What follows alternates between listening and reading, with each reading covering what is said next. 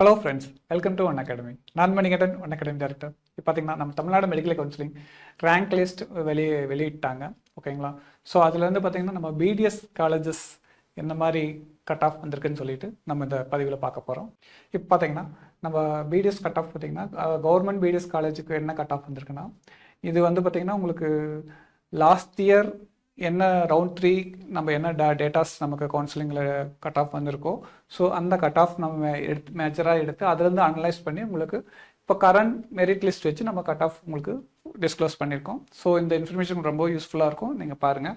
ஓசி category பார்த்தீங்கன்னா 506 cut off, பிசிக்கு பார்த்தீங்கன்னா 473 கட் ஆஃப், பிசிஎம் பார்த்தீங்கன்னா 476 கட் ஆஃப், எம்பிசிக்கு பார்த்தீங்கன்னா 474 கட் ஆஃப், எஸ்சிக்கு பார்த்தீங்கன்னா 403 கட் ஆஃப், எஸ்சிஏக்கு பார்த்தீங்கன்னா 4371 கட் ஆஃப், எஸ்டிக்கு பார்த்தீங்கன்னா 392 கட் ஆஃப். ஓகேங்களா? ஸோ இந்த இன்ஃபர்மேஷன் உங்களுக்கு மோஸ்ட்லி மேஜராக உங்களுக்கு மேட்ச் ஆகும். ஸோ இதை வச்சு நீங்கள் பிளான் பண்ணி பண்ணுங்கள். ஸ்லைட் வேரியேஷன் ஓசி கேட்டகரியில் யாரெல்லாம் கொஞ்சம் அதிகமாக சீட் கம்யூனிட்டி கேட்டகரி எடுத்துருக்காங்களோ அந்த ரேங்க் வைஸ் கொஞ்சம் வேரியேஷன் வரலாம். ஓகேங்களா? ஸோ மோஸ்ட்லி உங்களுக்கு இன்ஃபர்மேஷன் யூஸ்ஃபுல்லாக இருக்கும். சரிங்களா?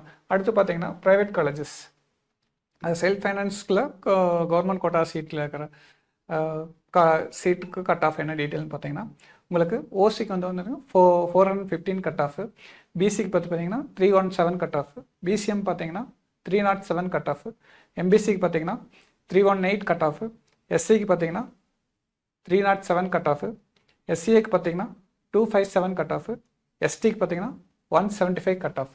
ஓகேங்களா? ஸோ இந்த டேட்டாஸ் ப்ராப்பராக நீங்கள் யூஸ் பண்ணுங்கள். ஓகேங்களா? இதை நீங்கள் மெயினாக வச்சு உங்களோட காலேஜஸ் ப்ராப்பராக ஒன் பை ஒன்னாக சூஸ் பண்ணுங்கள்.